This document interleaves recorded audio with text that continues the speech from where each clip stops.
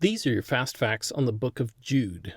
First, Jude, the author of this epistle, is unfamiliar to most Bible readers. There are 4 Judes or Judases in the New Testament. 1, Judas Iscariot, the disciple of Jesus who betrayed him. His betrayal and death rule him out as the author of this epistle. 2, Judas Thaddeus, a faithful disciple of Jesus who's referred to as Judas in Luke 6:16 and Acts 1:13, and by John in John 14:22. Matthew and Mark opt to use the name Thaddeus to describe this disciple, perhaps to avoid confusion with the notorious disciple with the same name. We know so little about this disciple that it would be hard to connect him with the authorship and influence of this epistle. 3, Judas Barsabbas, a trusted messenger of the Jerusalem Council, shows up only in Acts 15:22. Although loosely connected with the apostles, it's doubtful that this man was the writer of the Epistle of Jude. Lastly, Judas, the son of Joseph, the half-brother of Jesus, is named in Matthew 13:55 and Mark 6:3. This candidate seems most likely because the book itself opens referring to a James, a figure well known to his audience, saying that this James is his brother. As we discussed in the video on the book of James, the brothers of Jesus who first rejected his messianic claims later went on to play an important role in the development of the early church, especially in Jerusalem. For the author of this epistle to refer to a well-known James as his brother seems definitively to point us in the direction of Judas, the half-brother of Jesus.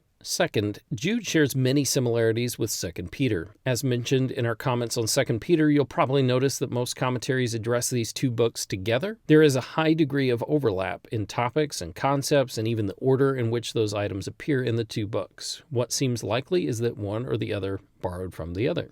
Third, Jude's distinctive theme is his attack of false teachers. Jude describes his opponents as crafty, ungodly, immoral, anti-authoritarian, self-centered, narcissistic, negative, and proud in verses 4, 8, 9, 10, 12, and 16. Jude associates these false teachers with a cast of notorious characters from days gone by, those who refused to believe God after the Exodus, the rebellious angels, Sodom and Gomorrah, Cain, Balaam, and Korah. The book of Jude is something like the film negative of Hebrews 11, showing the characteristics of those who have opposed true faith down through the centuries.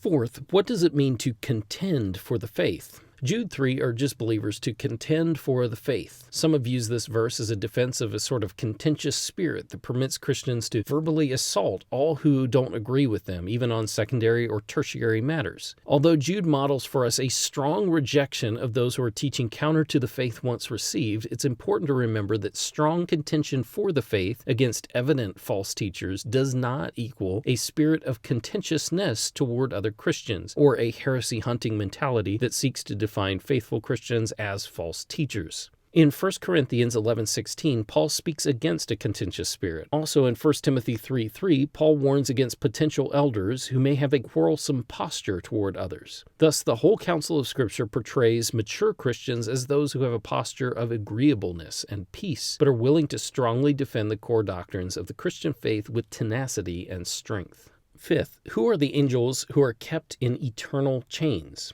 Given the deep parallels with 2 Peter and given Jude's familiarity with the Apocrypha and Pseudepigrapha, which we'll get to in a moment, it seems reasonable to suggest that here in Jude 6, Jude is talking about more than the angels who followed Satan in rebellion against God. Although 2 Peter is more explicit in its parallels with 1 Enoch, the language of Jude here is remarkably similar. It seems very likely that Jude is affirming the Jewish tradition that angels were involved in having sexual relations with human women in Genesis 6, leading to an extreme punishment of those angels noted here in Jude 6. Sixth, what should we make of Jude's use of the Jewish Apocrypha and Pseudepigrapha? Jude certainly alludes to the pseudepigraphal book, The Assumption of Moses, in verse 9, and quotes from the apocryphal book of 1 Enoch in verses 14 through 15. We addressed this issue to some extent in our video on 1 and 2 Peter. In summary, Jude is not quoting either passage as scripture, but is building an argument with it alongside the canonical stories to make his point. Jude saw both 1 Enoch and the Assumption story as helpful and is providing an accurate interpretation of Old Testament events, specifically here in Jude. This kind of usage still falls far short of any sort of endorsement of either book as canonical, inspired, or even accurate outside of those key elements that Jude is intersecting here. And those are your fast facts on the book of Jude.